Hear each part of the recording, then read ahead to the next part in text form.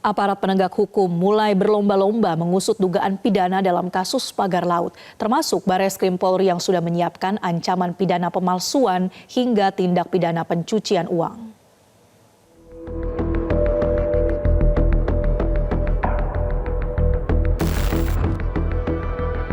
Polemik pagar laut sepanjang 30,16 km di pesisir Tangerang, Banten terus berlanjut. Pembahasan bukan lagi soal pembongkaran maupun penerbitan sertifikat pagar laut yang masih menjadi teka-teki, melainkan sampai pada ancaman pidana. Setelah menjadi sorotan banyak pihak, kini aparat penegak hukum berlomba-lomba mengusut kasus ini. Bareskrim Polri menduga ada unsur tindak pidana dalam pengajuan SHGB dan SHM di area pagar laut. Bareskrim akan memanggil sejumlah pihak antara lain Lurah, Kementerian ATR BPN, serta pihak Badan Pertanahan Nasional.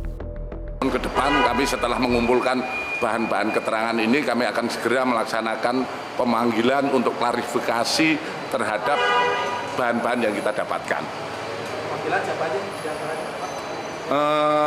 Kita akan memanggil tentu saja yang berkaitan dengan terbitnya SHGB. Kami akan tentu saja itu kaitannya dengan Lurah, dengan Kementerian ataupun dari BPN, dan juga kita akan terus berkoordinasi dengan KKP. Bareskrim Polri pun menyiapkan sejumlah pasal menjerat pelaku dalam kasus pagar laut ini, mulai dari indikasi pemalsuan dokumen, penyalahgunaan wewenang hingga tindak pidana pencucian uang. Tak hanya Polri, Kejaksaan Agung pun turut mengusut dugaan korupsi dalam kasus pagar laut.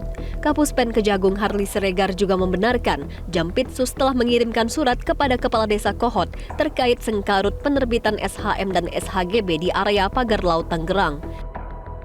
Apakah benar surat yang disinyalir yang disampaikan oleh rekan-rekan media? Iya.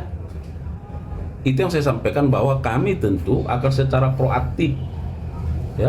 proaktif sesuai kewenangan kami melakukan pengumpulan bahan data keterangan. Karena ini sifatnya penyelidikan, kan ini kan belum pro justisi. Ya kan? Nah, di sini perlu ada kehati-hatian kami juga dalam menjalankan tugas ini. Kenapa? Karena ini sifatnya penyelidikan, full bucket dia. Sengkarut pagar laut di perairan Tangerang, Banten sudah dilaporkan sejumlah pihak ke aparat penegak hukum, kepolisian, Kejaksaan Agung, hingga Komisi Pemberantasan Korupsi. Pada 17 Januari 2025, Lembaga Bantuan Hukum dan Advokasi Publik PP Muhammadiyah dan bersama Koalisi Masyarakat Sipil mengadukan ke Bareskrim Polri.